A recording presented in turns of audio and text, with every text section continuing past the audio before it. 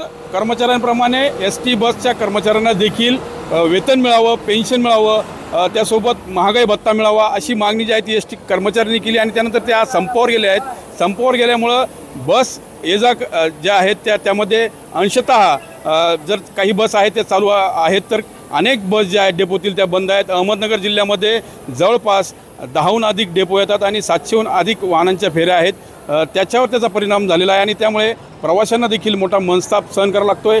ज्या 2 तासांनी किंवा 2.5 तासांनी येणारी एखादी बस असेल त्यामध्ये देखील मोठी गर्दी जी आहे ती प्रवाशांची होत आहे।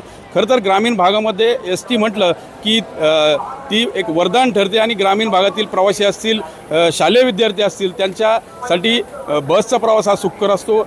मात्र ग्रामीण भागाला मोठ्या प्रमाणात फटका बसलेला आहे, कारण ग्रामीण भागामध्ये पर्यायी खाजगी वाहनांची व्यवस्था जी आहे ती कमी प्रमाणात आहे आणि त्यामुळे प्रवाशांना बस पकडण्यासाठी अक्षरशः धावपळ करावं लागते, चढाओढ लागलेली दिसते आणि मोठा मनस्ताप जो आहे तो प्रवाशांना सहन करावा लागतोय। शिर्डी, त्यासोबत कोपरगाव, श्रीरामपूर आणि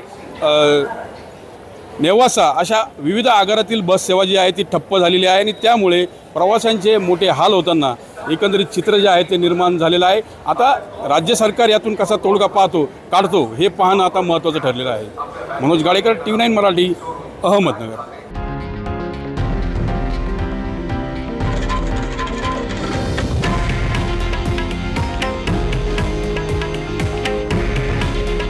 हे आहे देशातील नंबर 1 न्यूज नेटवर्क आणि आपण पाहत आहात TV9 मराठी। काळजी तुमची, हित महाराष्ट्राचं।